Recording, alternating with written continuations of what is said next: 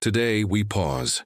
At the 11th hour of the 11th day of the 11th month we remember, not just the battles, not just the uniforms, but the lives, interrupted, sacrificed, and forever changed.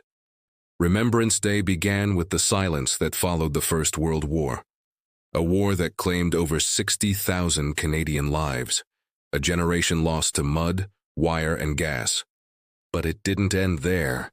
From the beaches of Normandy to the hills of Korea, from peacekeeping missions to the deserts of Kandahar, Canadian soldiers have stood for something greater than themselves.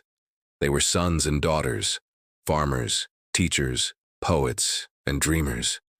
Some came home, some never did, and some came home with wounds we couldn't see. We remember them all. The Indigenous warriors who fought for a country that didn't yet fight for them. The women who served when the world said they couldn't. The peacekeepers who held the line when no one else would.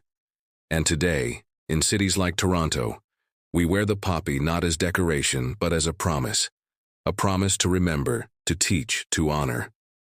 So when the bugle sounds and the silence falls, let it echo louder than words. Because remembrance is not passive, it's active. It's choosing to carry their stories forward, lest we forget.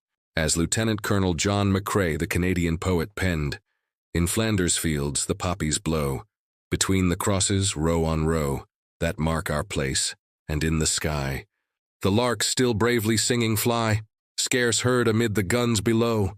We are the dead. Short days ago, we lived, felt dawn, saw sunset glow, loved and were loved, and now we lie in Flanders fields. Take up our quarrel with the foe. To you from failing hands we throw, the torch be yours to hold it high. If ye break faith with us who die, we shall not sleep though poppies grow in Flanders fields." A poignant tribute to the fallen soldiers, famously ending with the call, "Take up our quarrel with the foe. To you from failing hands we throw, the torch be yours to hold it high." The poem was written in 1915, inspired by the burial of a friend, and the red poppy it features has since become a widely recognized symbol of remembrance for fallen soldiers. Lest we forget,